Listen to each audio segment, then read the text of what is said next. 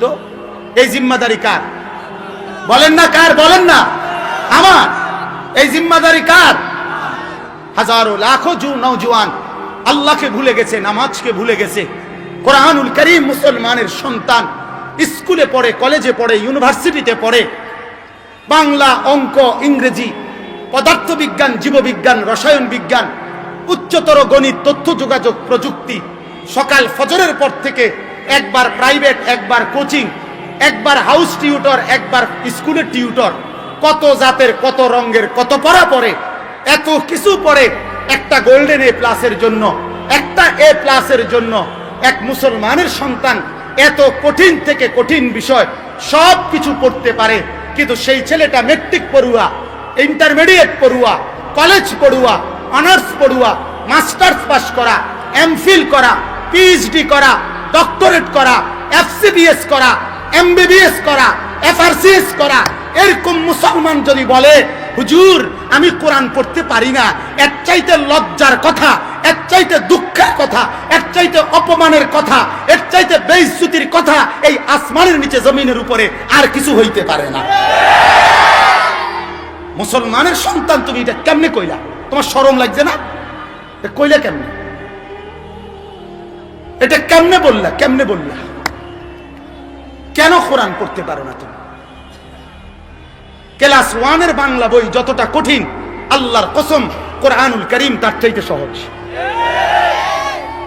Class 2 এর অঙ্ক বই যতটা কঠিন, আল্লাহর কসম কোরআনুল কারীম তার চাইতে সহজ।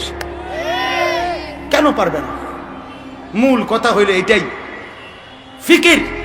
ফিকির আমাদের থেকে দূরে সরে গেছে, আমাদের চেতনা আমাদের থেকে হারায় গেছে।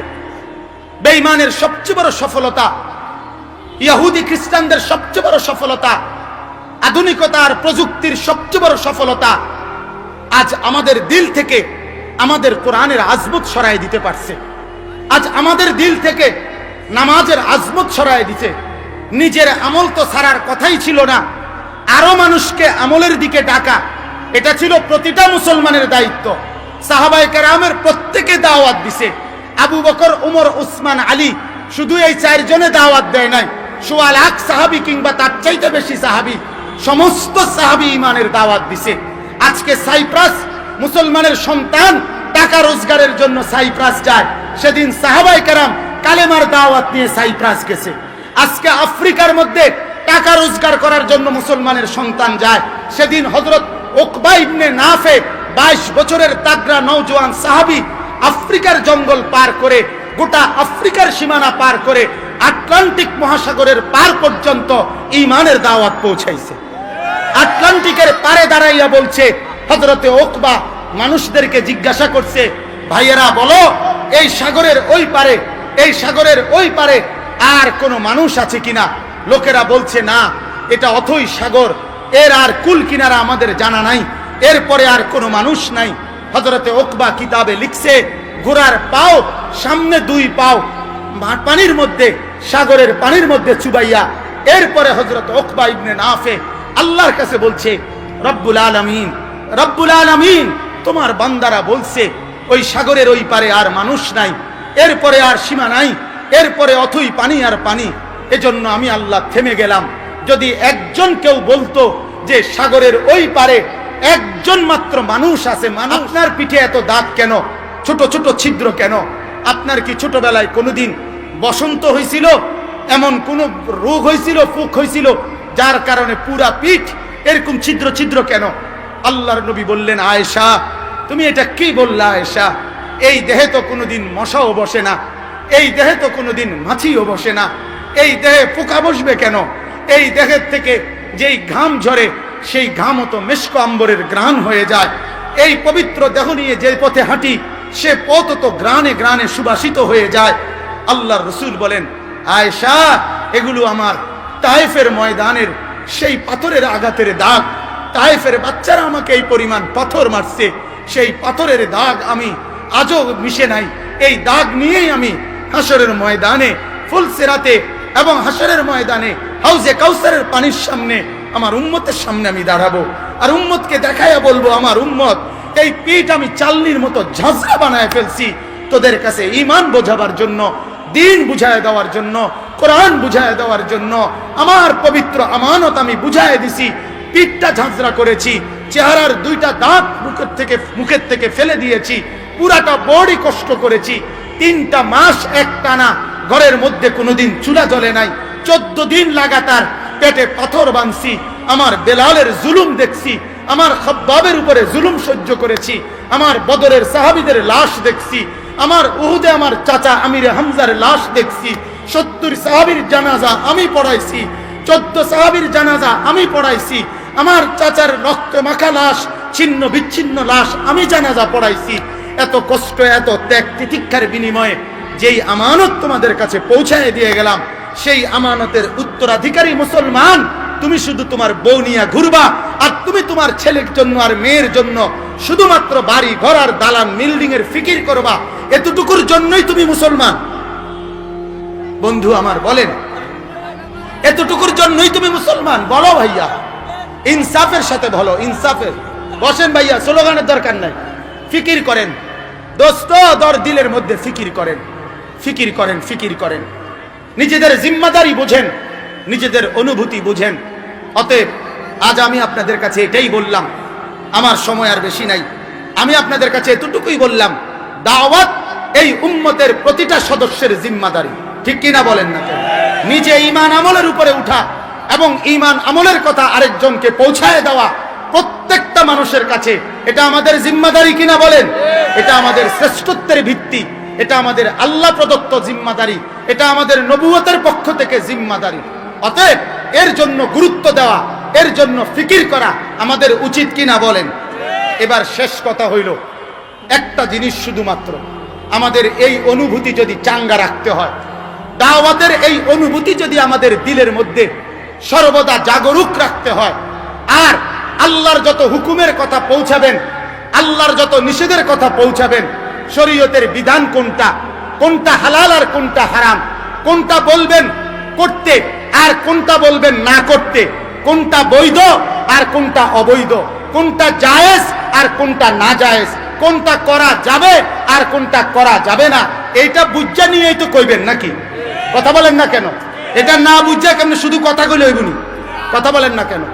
এটা বুঝে নিতে হবে কিনা?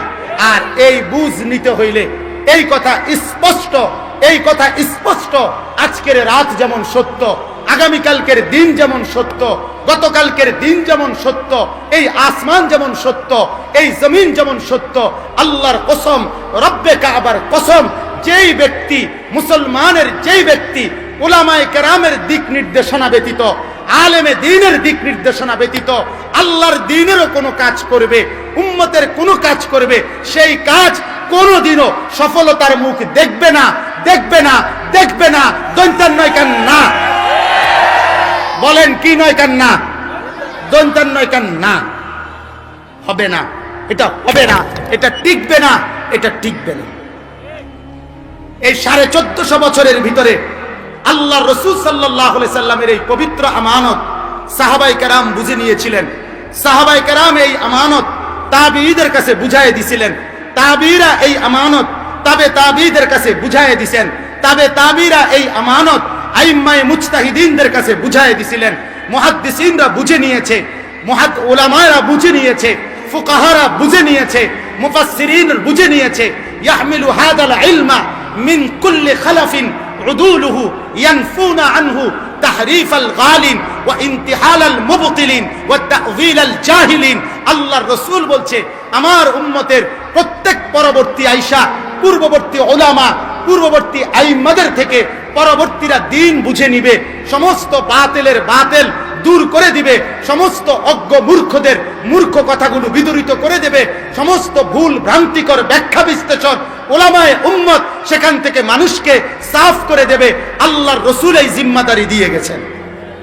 আল্লাহর রাসূল এই নায়েব, আমার উস্তাদে মুহতারাম, আমার ছোটবেলার এক উস্তাদ হযরত মাওলানা এরশাদুল্লাহ রাহমাতুল্লাহ আলাইহি, উনি আমার একদিন বলছিলেন, আনিস, যেদিন চেয়ারে বসবা, যখন কোনো কথা বলবা মানুষের সামনে, তো তখন মনে করবা এরা আল্লাহর রাসূলের উম্মত, আর আল্লাহর রাসূলের কথাটাই তোমাকে যেন আল্লাহর রাসূল বলছে, আনিস তুমি আমার কথাটা আমার উম্মতের কাছে বুঝায় বলো। তাহলে এই জিম্মাদারি উলামায়ে কেরামের এটা আল্লাহর রসুলের পক্ষ থেকে প্রদত্ত জিম্মাদারি। উলামায়ে কেরাম থেকে বিচ্ছিন্ন হয়ে নিজেরা যারা এই পর্যন্ত এই 1450 বছরে দ্বীনের নামে যারা যত কিছু করছে, যত সংস্থা, যত মতবাদ, যত চিন্তা, যত চেতনা, যত ফিকির, যত রকমের সুন্দর কথা আলেমে দ্বীন থেকে, উম্মতের বৃহত্তর উলামায়ে কেরাম থেকে বিচ্ছিন্ন কোন কর্মপদ্ধতি এই পর্যন্ত টিকে নাই, আগামী তো টিকবে না, টিকবে না, টিকবে না। একথা নিশ্চিত, একথা নিশ্চিত, কোনো সন্দেহ নাই, কোনো সন্দেহ নাই। অতএব সারা পৃথিবীতে দাওয়াত ও তাবলীগের যেই মহান খেদমত হচ্ছে, এটা শতভাগ সৈয়দ সুলাইমান নদভী, সৈয়দ আবুল হাসান নদভী, সমস্ত আকাবির বুজুর্গ, উলামায়ে দেওবন্দের সমস্ত বুজুর্গরা সারা পৃথিবীব্যাপী উলামায়ে দেওবন্দের ফতুয়ার কারণে, উলামায়ে দেওবন্দের সিদ্ধান্তের কারণে হযরত মাওলানা ইলিয়াস রাহমাতুল্লাহ আলাইহির এই দাওয়াত ও তাবলীগের এই মেহনত, সুন্নতে রাসূলের এই মেহনত, উম্মতের ফিকিরের এই মেহনত, দাওয়াত ইলাল্লাহর এই মেহনত, উলামায়ে কেরামের সমর্থনের কারণে, উলামায়ে কেরামের স্বীকৃতির কারণে, উলামায়ে কেরামের ফতোয়ার কারণে গত 100 বছর ধরে এই পৃথিবীর মধ্যে চলেছে। পৃথিবীর সর্বত্র প্রচার প্রসার হয়েছে। আগামীতেও এই দাওয়াত টিকতে হলে, এই তাবলীগ টিকতে হলে, উম্মতের এই দাওয়াতের জিম্মাদারি টিকতে হলে উলামায়ে কেরামের ফয়সালাই লাগবে। উলামা কেরাম থেকে বিচ্ছিন্ন হয়ে, উলামায়ে কেরাম থেকে বিচ্ছিন্ন হয়ে কোন কলেজের প্রফেসর, কোন ইউনিভার্সিটির প্রফেসর, কোন ডাক্তার, কোন ইঞ্জিনিয়ার, আপনাদের পেশাকে আমরা শ্রদ্ধা করি। আজ পর্যন্ত আমি কিংবা আমার বিবি বাচ্চার কোন ডাক্তারের প্রেসক্রিপশনের ব্যাপারে আমি নিজস্ব কোনো মতামত দেই নাই। ডাক্তারের প্রেসক্রিপশন মতেই আল্লাহর রহমতের উপরে ভরসা কইরা আমি ওষুধ খাইতেছি, আমার বিবি বাচ্চারও খাওয়াইতেছি। আমি কোনোদিন কোনো মতামত দেই নাই প্যারাসিটামলের জায়গাত নাফা হইলে ভালো হয়, নাফার জায়গাত এইস হইলে ভালো হয়, আমি এগুলো এই সমস্ত পণ্ডিতি কোনোদিন করি নাই। আমার বাড়ির প্ল্যানিং এর কাজ করতে গিয়ে ইঞ্জিনিয়ার এই পর্যন্ত যা বলছে আমি তাই মেনে নিচ্ছি, এখানে আমি কোনো বুদ্ধি খাটাই নাই। কাজেই ডাক্তার, ইঞ্জিনিয়াররা যার যার কর্মক্ষেত্রে তারা অবশ্যই গুরুত্বপূর্ণ, তারা স্ব জায়গায় খেদমত করছে, এটাও বহুত বড় খেদমত, এটা বহুত বড় জিম্মাদারি। কিন্তু দ্বীনের ক্ষেত্রে, ঈমানের ক্ষেত্রে, ইসলামের ক্ষেত্রে, দাওয়াতের ক্ষেত্রে, তাবলীগের ক্ষেত্রে, নেক আমলের ক্ষেত্রে, আল্লাহর বান্দাদেরকে দ্বীনের দিকে ডাকার ক্ষেত্রে এর পদ্ধতি কি হবে, এখানে ভুল কোনটা, এখানে শুদ্ধ কোনটা, এখানে সঠিক কোনটা, এখানে বেঠিক কোনটা, এখানে হককে, এখানে বাতিলকে, এর জন্য কোন ডাক্তারের সিদ্ধান্ত, কোন ইঞ্জিনিয়ারের সিদ্ধান্ত, কোন হোমিওপ্যাথিক দোকানদার, কোন ফার্মের মুরগা বেচুন না দোকানদার, তাদের সিদ্ধান্ত কার্যকর হবে না, হবে না, হবে না। যারা ওই সিদ্ধান্তের আলোকে চলবেন, নিশ্চিত মনে রাখেন 6 মাস, 1 বছর, 2 বছর, 3 বছর হুঁচট খাবেন, খাবেন, খাবেন, খাবেন, মুখ থুবড়ে পড়বেন, মুখ থুবড়ে পড়বেন। কারণ যার যার ময়দানে যিনি কাজ করার, ওকে ওইখানেই কাজে রাখলে ওইটাই সঠিক। ঠিক কিনা বলেন না কেন? আমি ডাক্তারের চেম্বারে বসলে এটা ঠিক হবে না, ডাক্তার আমার মিম্বরে বসলেও ঠিক হবে না। কথা বলেন না কেন? ডাক্তারের মিম্বার, ডাক্তারের চেম্বারে ডাক্তার প্রেসক্রিপশন লেখুক, আমার মিম্বারে আমি কথা বলি, এটা উচিত, এটা উচিত। আজকে শুধু একটা উদাহরণ বলি, একটা উদাহরণ বলি। হাজারো মসজিদের মুসল্লিরা, হাজার হাজার মসজিদের মুসল্লিরা নিজেদের সিদ্ধান্তে অথবা কোন ডাক্তারের সিদ্ধান্তে অহরহ এখন চেয়ারে বসে নামাজ পড়ে। খেয়াল করে দেখেন, জিজ্ঞাসা করে দেখেন, কোন আলেম থেকে জিজ্ঞাসেননি, কোন মুফতি সাহেব থেকে জিজ্ঞাসা করছেন কিনা, চেয়ারে বসে যে নামাজ পড়তেছেন, কিন্তু আপনার কোন আলেমের জিজ্ঞাসা নাই। ডাক্তার সাহেব সিল বানায় রাখছে, একটা ডাইরেক্ট সিল মারা দেয়, চেয়ারে বসে নামাজ পড়বেন। আপনি আমারে বলেন, চেয়ারে বসে নামাজ পড়বে না সোফাত বইয়া নামাজ পড়বো, না খাটে বইয়া পড়বো, না খাট মাথাত লইয়া পড়বো, এই সিদ্ধান্ত ডাক্তারেরই দেওয়ার কথা। কথা বলেন না কেন? নামাজের মধ্যে দাঁড়ানো এটা কি প্যারাসিটামল? তো এটা কি? কথা বলেন না। নামাজের মধ্যে দাঁড়ানো বা বসা বা রুকু দেওয়া, সেজদা দেওয়া, এটা কি নাফা নাকি? এনে ডাক্তারের কি? কথা বলেন। এই খামখেয়ালির কারণে অগণিত মুসলমান নামাজের মধ্যে দাঁড়ানো একটি ফরজ, এটা কি বলেন না? এই ফরজটা আপনি ছেড়ে দিচ্ছেন, আপনি ফরজ ছেড়ে দিচ্ছেন একজন ডাক্তারের শুধু সিদ্ধান্তে। এটা খামখেয়ালি ছাড়া আর কিছু? এক্ষেত্রে অবশ্যই একজন হক্কানি রব্বানি মুফতি, একজন আলেমে দ্বীনের ফতোয়া জরুরি, ঠিক কিনা বলেন না? আমার কথা মনে রাখেন, ফিতনা করার কোনো সুযোগ নাই। যে চেয়ারে বসে নামাজ পড়া যাবেই না, কোনোভাবেই না, কখনোই না, এটা না কথা, এটা না। চেয়ারে বসে নামাজ পড়ার সুরত আছে কিনা, আপনার সেই হালতটা কে দেখবে? মুফতি সাহেব দেখবে। কথা বুঝেন নাই কথাটা? উনি দেখবে, উনি ফয়সালা দেবে। হ্যাঁ, ডাক্তারের পরামর্শ নিতে পারেন। ডাক্তারের কথাটা আইসা আপনি মুফতি সাহেবের কাছে, আলেমের কাছে বলতে পারেন যে হুজুর আমার এই অবস্থায়, ডাক্তার এটা বলছে, আমি এখন কি করতে পারি? তখন উনি মুফতি সাহেব মুনাসিব বুঝলেই আপনাকে কি করে অনুমতি দেবে, নয়তো অনুমতি দেবে না। সেদিন আমার মসজিদে গেছি, আর ঢুকেই দেখি কোনায় চোখের অপারেশন করছে, ওই যে কালা চশমা পড়ছে, এবার চেয়ারে বইয়া নামাজ পড়ে। আরে কি কারবারে না? চোখের অপারেশন করলে কি বসা মা?